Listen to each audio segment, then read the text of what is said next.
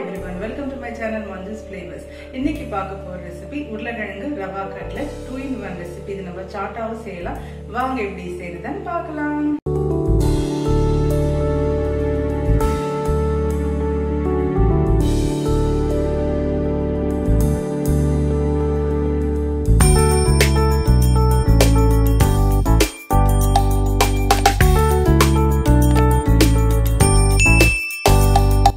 आलू टिक्की தேவையான ingredients உருளைக்கிழங்கு இந்த மாதிரி பாயில் பண்ணி வெச்சுக்கோங்க. Oil, lemon, rava, sooji, cornflour, coriander leaves, jeera powder, chilli flakes, salt, chaat masala, green chilies. இப்போ வேக வச்ச உருளைக்கிழங்கு இந்த மாதிரி கிரேட் பண்ணிக்கோங்க. உருளைக்கிழங்கு வந்து ரொம்ப ஓவர் குக் பண்ணாதீங்க. நான் வந்து உருளைக்கிழங்கு வேக வச்சுட்டு ஃப்ரிட்ஜில் 1 hour வச்சுட்டு அப்புறமா கிரேட் பண்ணுறேன். இந்த மாதிரி பண்ணுறதுனால டிக்கி நல்லா வரும்.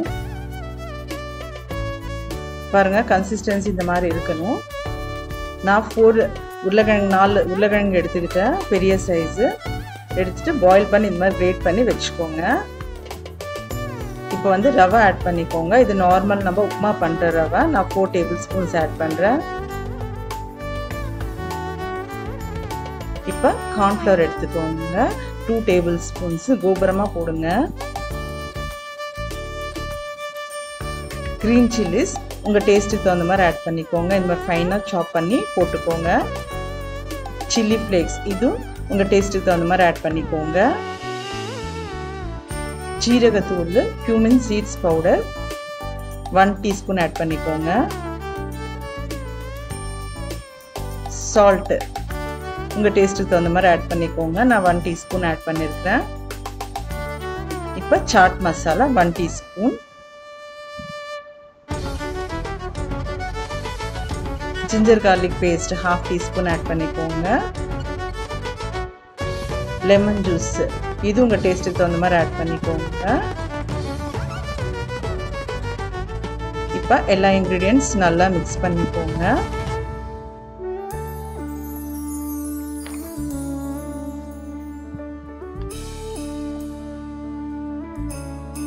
இப்போ கொத்தமல்லி தழை, கொரியாண்டர் லீவ்ஸ் ஆட் பண்ணிக்கோங்க.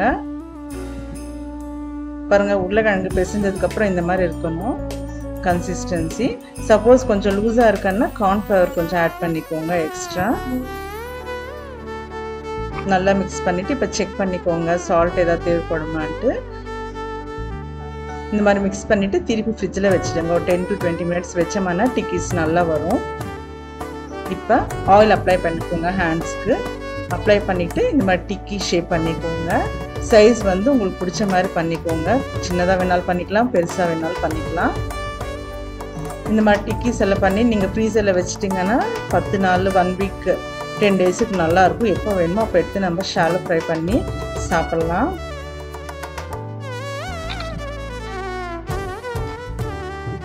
பாருங்கள், இந்த மாதிரி ஷேப் பண்ணி எல்லாம் எடுத்து வச்சுக்கோங்க. இப்போ நம்ம ஷாலோ ஃப்ரை பண்ணலாம். அதுக்கு தேவையான ஆயில் ஆட் பண்ணிக்கோங்க. ஆயில் ஹீட் ஆகட்டும்.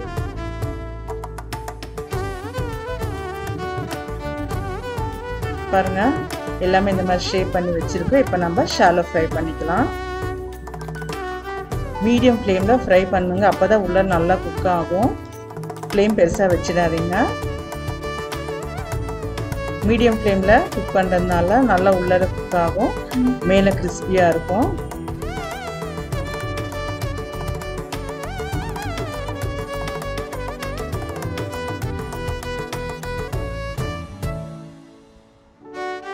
எல்லாம் இந்த மாதிரி அரேஞ்ச் பண்ணிக்கோங்க.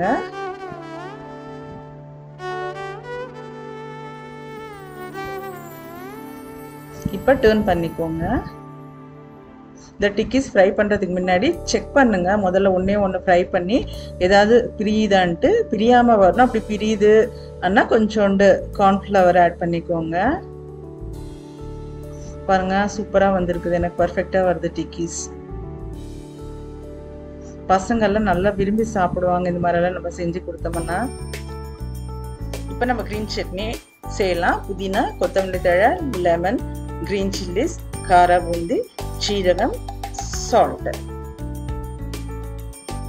இப்போ ஒரு மிக்ஸி ஜார்ல ஜீரகம் ஆட் பண்ணிக்கோங்க 1 டீஸ்பூன். காரா பூந்தி நான் 5 டேபிள் ஸ்பூன்ஸ் எடுத்துக்கிட்டேன். இந்த மாதிரி காரா பூந்தி போட்டு கிரீன் சட்னி பண்ணால் அது டிஃப்ரெண்ட் டேஸ்ட், நல்லா இருக்கும் டேஸ்ட். இந்த மாதிரி ஒரு ட்ரை பண்ணுங்க. இப்போ கிரீன் சில்லிஸ் இதுவும் நீங்கள் உங்கள் டேஸ்ட்டுக்கு தகுந்த மாதிரி ஆட் பண்ணிக்கோங்க. நான் ஸ்பைசியாக சாப்பிட்றதுனால நிறைய சில்லிஸ் ஆட் பண்ணுறேன்.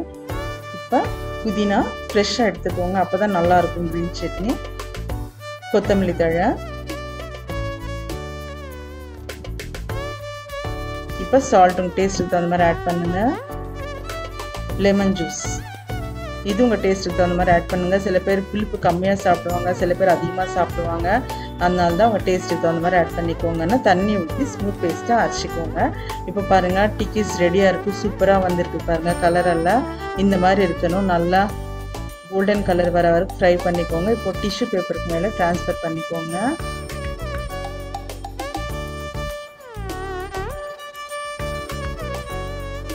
டூ இன் ஒன் ரெசிபி இது. நம்ம டிக்கியாவும் சாப்பிட்லாம், நம்ம இது சாட்டாவும் செஞ்சு சாப்பிட்லாம்.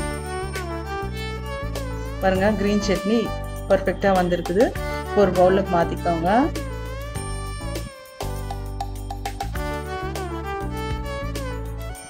இப்போ வந்து ஸ்வீட் சட்னி இது நான் லிங்க் கொடுக்குறேன் டிஸ்கிரிப்ஷன் பாக்ஸில், எப்படி செய்யணுன்ட்டு பார்த்து பண்ணிக்கோங்க. இப்போ கிரீன் சட்னி இந்த மாதிரி சாப்பிட்டோம்னா டேஸ்ட்டாக இருக்கும். இப்போ ஒரு பைட் வந்து ஸ்வீட் சட்னி தொட்டு சாப்பிட்லாம். எனக்கு இந்த மாதிரி சாப்பிட்றது ரொம்ப பிடிக்கும், அதனால தான் நான் 2 சட்னி பண்ணியிருக்கிறேன். இப்போ வந்து க்ரீன் சட்னி சூப்பராக இருக்கும், இந்த காம்பினேஷன் எல்லாருமே விரும்பி சாப்பிடுவாங்க. இப்போ வந்து நம்ம சர்ட்டாக எப்படி சர்வ் பண்ணலான்னு பார்க்கலாம். ஒரு சர்விங் பிளேட்டில் வந்து 2 டிக்கீஸ் வச்சுக்கோங்க. இப்போ வந்து ஸ்வீட் சட்னி இதை ஆட் பண்ணிக்கோங்க. இப்போ க்ரீன் சட்னி நம்ம வீட்டுக்கு கெஸ்டெல்லாம் வரும்போது இந்த மாதிரி செஞ்சு கொடுத்தோம்னா எல்லாம் விரும்பி சாப்பிடுவாங்க. இப்போ கேர்டு ஆட் பண்ணிக்கோங்க, ஸ்வீட்டாக இருக்கணும் கேர்டு. சட்னிஸ் எல்லாமே உங்கள் டேஸ்ட்டுக்கு தகுந்த மாதிரி அட்ஜஸ்ட் பண்ணி போட்டுக்கோங்க. ரொம்ப நல்லாயிருக்கும் இந்த சாட் ரெசிபி.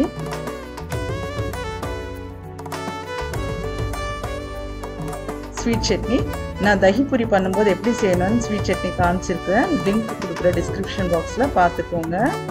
இப்போ வந்து காரா பூந்தி ஆட் பண்ணிக்கோங்க, மேலே இருந்து ஸ்ப்ரிங்கிள் பண்ணிக்கோங்க. கொஞ்சோண்டு கொத்தமல்லி தழை.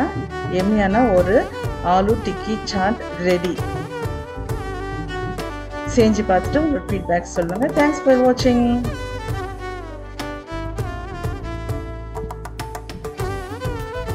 இந்த வீடியோ பிடிச்சிருந்தா லைக் பண்ணுங்க, ஷேர் பண்ணுங்க, சப்ஸ்கிரைப் பண்ணுங்க, ஃப்ரெண்ட்ஸ் ரிலேட்டிவ்ஸ் கூட ஷேர் பண்ணுங்க. To watch my upcoming videos click the bell icon. Follow me on Instagram and Facebook.